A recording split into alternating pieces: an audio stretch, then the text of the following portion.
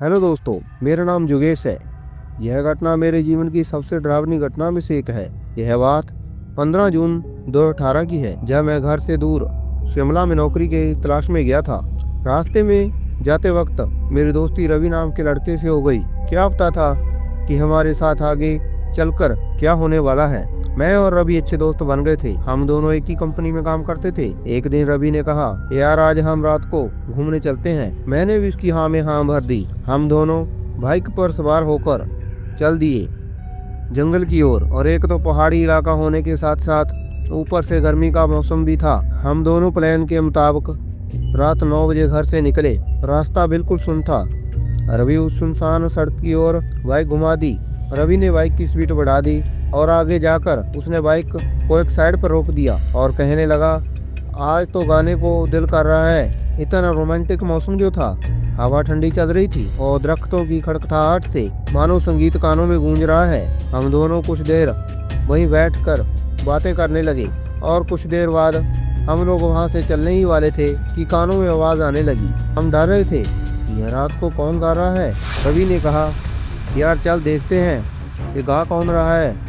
मैंने कहा, अभी क्यों मुसीबत मोल ले रहा है, चल घर चलते हैं। मना करने पर भी वह उसी ओर चले जा रहा था जिस और संगीत की आवाजें आ रही थी। ये मानो वह हिप्नोटाइज हो गया था। मैं भी उसके पीछे पीछे चल पड़ा था। आगे चलकर हमने देखा कि एक औरत दरख्त की शाखा पर बैठी थी और मंत्रमुग्ध संगीत गा रही थी। तभी उसे हमारे आने का एहसास हुआ। एकदम से उसने गाना बंद कर दिया और चारों तरफ सन्नाटा छा गया और वह औरत जंगल की ओर चलने लगी। मैं और रवि उसके पीछे जा रहे थे। इतने में वह जंगल में एक तालाब के पास रुक गई। मैं सोच ही रहा था कि यह इतना बड़ा तालाब, लेकिन उस औरत ने तालाब में छलांग लगा दी। मैं भागकर उस औरत को बचाने के लिए छलांग लगाने ही वाला था कि पीछे से रवि ने भागकर उस तालाब में छलांग लगा दी और पानी में उसे कुछ नहीं मिल रहा था। रवि मुझे कहने लगा, योगेश यार यहाँ तो कोई नहीं है। मैंने कहा, यार तू बाहर आ जा, मुझे डर बहुत लग रहा है। रवि ने कहा, मैं और एक डुबकी लगा कर देखता हूँ, कहीं वह औरत गहरे पानी में ना चली गई हो। लेकिन मेरे इतना कहते ही रवि चलाया कि वह औरत तालाब पर बनी पटड़ी पर खड़ी थी। रवि ने मुझे इशारे से कहा, उधर देख। मैंने देखा कि वह दुल्हन के लिबास में और सज धज कर खड़ी थी। उसे देखकर मानो हम मंत्रमुग्ध हो गए थे। मैंने रवि से कहा, यार अब तो तू बाहर आ जा, क्या पानी में ही रात बिताएगा क्या। और वह औरत मुस्कुरा रही थी। जैसे ही रवि पानी से बाहर आने लगा, वह औरत डायन में बदल गई। उसके नुकीले दांत, चेहरा इतना भयानक था कि मेरा कलेजा मुंह को आने को हो गया था, मानो अभी कलेजा फटने ही वाला हो।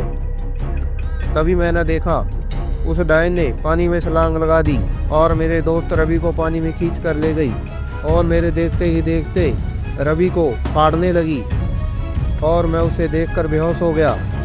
जब होश आया तो सुबह हो चुकी थी और लोग मेरे पास इकट्ठा हो रहे थे। मेरे दोस्त की लाश पानी पर तैर रही थी। मैं रोए जा रहा था कि मेरे दोस्त के साथ क्या हुआ। एक बुजुर्ग आदमी ने मेरे कंधे पर हाथ रखा और कहने लगा, यहाँ पर रात के समय डायन का साया रहता है बेटा। जो भी इस जंगल में रात के समय आता है उसे वह डायन हिप्नोटाइज कर उस तालाब पर ले जाकर खा जाती है। मैं इतना सदमे में चला गया था कि अगले 3 महीनों तक बिस्तर से उठ नहीं पाया था। आज भी जब वह घटना याद आती है तो मन बहुत बेचैन हो जाता है। और उस घटना के बाद मैं कभी भी जंगल की ओर नहीं गया और शिमला से लौटकर घर आ गया।